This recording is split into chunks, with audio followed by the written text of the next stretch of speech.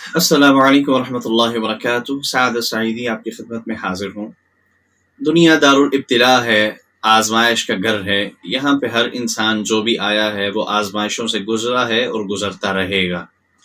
یہ فطرت ہے، یہ رب العالمین کا بنایا نظام ہے۔ قرآن مجید میں اللہ تعالیٰ فرماتے ہیں وَلَنَبْلُوَنَّكُمْ بِشَيْءٍ مِّنَ الْخَوْفِ وَالْجُوعِ وَنَقْصٍ مِّنَ الْأَمْوَالِ وَالْأَنفُسِ وَالثَّمَرَاتِ، ہم تمہیں لازماً ضرور بالضرور آزمائیں گے۔ اللہ تعالیٰ نے 5 چیزوں کا تذکرہ کیا: خوف، بھوک، مالوں کی کمی، جانوں کی کمی اور پھلوں کی کمی۔ اب ہم اگر ان 5 کی طرف دھیان سے دیکھیں تو ہمیں نظر آئے گا کہ ہماری زندگی کے تمام مسائل اس کے اندر آ جاتے ہیں۔ ہماری زندگی میں آنے والی تمام ٹینشنیں، تمام مصائب، تمام مسائل، تمام پریشانیاں وہ ان 5 میں سے کسی ایک کے ساتھ منسلک ہوتی ہیں۔ اچھا، اللہ رب العالمین نے جب ہم پہ یہ آزمائشیں اتاری ہیں تو سب سے پہلا سوال تو یہ اٹھتا ہے کہ آخر مقصد کیا ہے؟ تو اس کے کئی جواب اللہ رب العالمین نے دیے ہیں، لیکن ایک ایسا جواب ہے جو سب سے کلیئر جواب ہے، جس کو کہتے ہیں کہ سیدھی بغیر کسی لگی لپٹی کے، کہ اللہ رب العالمین نے صاف فرما دیا کہ ام حسبتم ان تدخلوا الجنہ ولما یأتکم مثل الذین خلوا من قبلکم، کیا تم نے یہ گمان کر لیا کہ تمہیں جنت میں داخل کر لیا جائے گا اور حالانکہ تم پہ وہ آزمائشیں، وہ مصیبتیں، وہ پریشانیاں آئی نہیں جو تم سے پہلے لوگوں پہ آئی تھیں، کہ انہیں تکلیفوں نے گھیرا، انہیں مصائب آئے، پریشانیاں آئیں اور وہ ہلا دیے گئے۔ قرآن میں اللہ تعالیٰ فرماتے ہیں وَزُلْزِلُوا حَتَّى يَقُولَ الرَّسُولُ وَالَّذِينَ آمَنُوا مَعَهُ مَتَىٰ نَصْرُ اللَّهِ، وہ ہلا دیے گئے، اس قدر سخت ہلایا جانا کہ جو پیغمبر ہوتا ہے، جس کے اعصاب مضبوط ہوتے ہیں، جس کی برداشت بڑی اعلیٰ برداشت ہوتی ہے، وہ بھی پکار اٹھے کہ اللہ کب مدد نازل ہوگی تیری۔ تو یہ آزمائشیں تو اللہ رب العالمین کی طرف سے آنی ہیں، وہ چاہے مسلمان ہے چاہے کافر ہے، آزمائشیں اس کے مقدر میں ہیں۔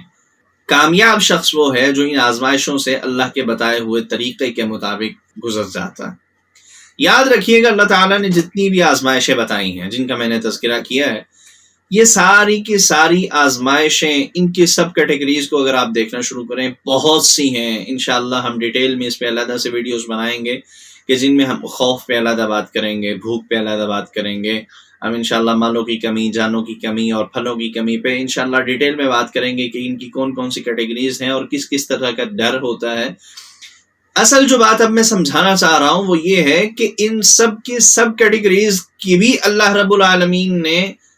تفصیل بیان کی ہے، شریعت اسلامیہ نے اس کا حل بتایا ہے اور یہ بتایا ہے کہ کہاں تک انسان اس کو برداشت کر سکتا ہے، کہاں پہ اس کی برداشت ختم ہو جاتی ہے، کہاں پہ جا کے اس نے اللہ رب العالمین سے مدد مانگنی ہے، یا کہاں پہ کس آزمائش سے کس طریقے سے بچنا ہے۔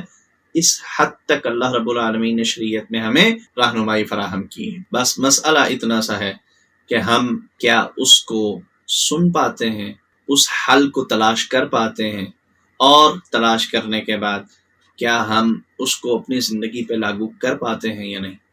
اگر ہم اس حل کو اپنی زندگی پہ لاگو کر پاتے ہیں تو یاد رکھیے گا، آزمائشیں تو آئیں گی، مصیبتیں تو آئیں گی، پریشانیاں تو آئیں گی، ٹینشنیں تو آئیں گی، ڈپریشن بھی آئے گا، مالوں کی کمی بھی ہوگی، جان کی کمی بھی ہوگی، اپنے بھی چھوٹیں گے، اپنے دغا بھی دیں گے، اپنے فوت بھی ہو جائیں گے، نقصان بھی ہوگا کاروبار میں، مالی معاملات بھی خراب ہوں گے، اپنا پارٹنر دھوکہ بھی دے گا، فراڈ بھی کرے گا، سب کچھ ہوگا، مسائل سارے کے سارے آئیں گے، لیکن ان کا حل بھی ہمیں پتہ ہوگا، ان سے نکلنا کیسے ہے یہ ہمیں علم ہوگا، اس سے نبٹنا کیسے ہے ہمیں یہ پتہ ہوگا، ہم کیسے ان مسائل کے ہوتے ہوئے، ان مصائب کے ہوتے ہوئے، ان پریشانیوں کی موجودگی میں اپنی زندگی کو خوشگوار انداز میں گزار سکتے ہیں۔ انشاءاللہ ہم اس پہ ڈیٹیل میں بات کریں گے۔ تب تک کے لیے اجازت دیجیے۔ السلام علیکم ورحمۃ اللہ وبرکاتہ۔